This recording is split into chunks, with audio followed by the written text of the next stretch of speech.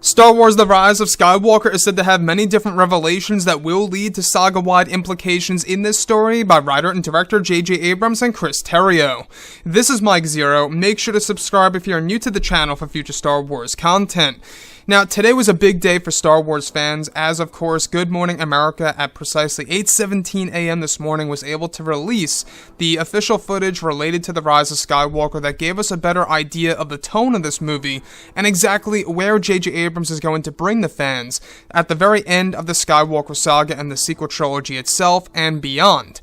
Now, past all of this, these past couple of weeks or so, we've been learning a whole lot more about this film, and what's really intriguing has all to do with what we actually learned over the course of the past couple of days involving D23, what J.J. Abrams had to say about Episode 9, and the return of the Empire being a thing in The Rise of Skywalker. Now, you guys may recall that Vanity Fair confirmed a couple of months ago, I believe it was during the month of May, if I'm not mistaken, I believe it was mid-May, where they confirmed that the origins of the First Order will be a major part of the Rise of Skywalker, and now over at D23 it was explained that a part of that has all to do with the return of the Empire, and exactly what secrets of the Empire will be unveiled, that will actually answer some questions, as opposed to, of course, the origins of the First Order itself.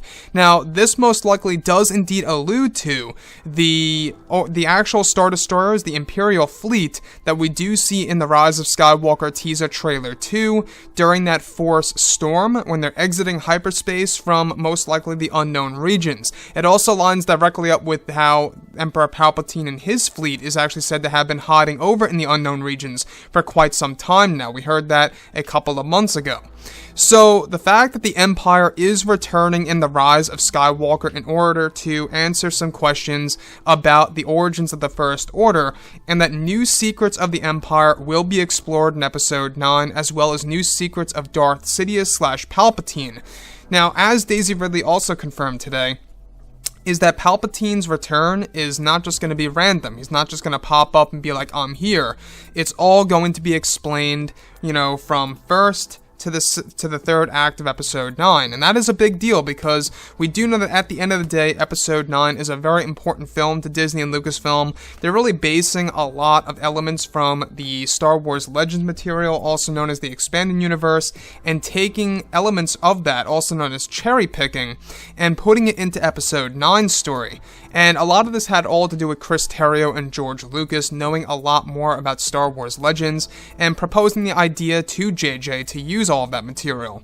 And I gotta say, I'm really impressed from what I'm seeing so far. It's very dark as a Star Wars film, in comparison to what was done in The Force Awakens and The Last Jedi. How JJ is trying to really bring us to the origins of the First Order and secrets of the Empire, and bringing an epic return of the Empire once more being a third faction in this mysterious war between the First Order, the Resistance, and now, of course, the Empire 2.0 from what it seems. That is a very interesting side, and I like how it's different. This is basically giving us one side fighting against the other side, and then out of nowhere, you have the Imperial fleet that wants to take out both, of course, the First Order and the Resistance.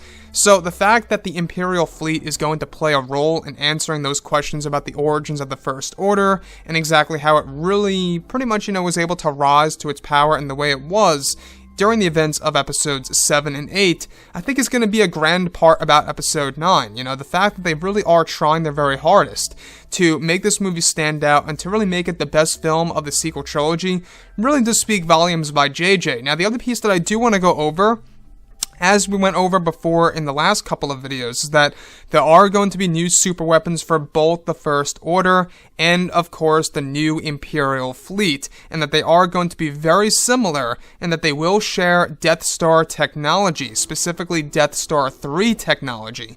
The First Order calls them the Annihilators. As far as what the Imperial fleet calls them, we're not quite sure exactly what they're going to be called on their end, and whether or not they are stronger.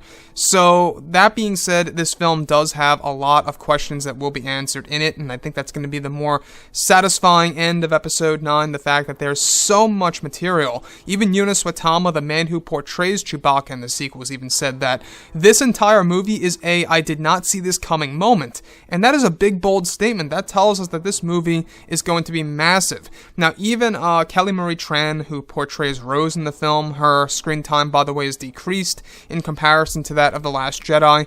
She actually was able to say that this movie is a long movie. It's a big movie.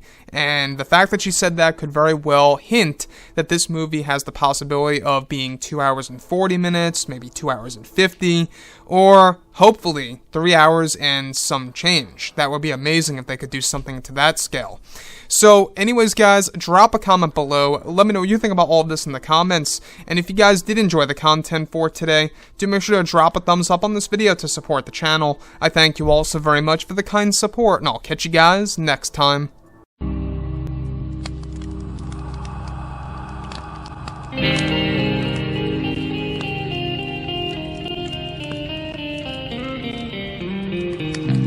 Gun in hand, we are alone again. No, I'm not the one from night to moon.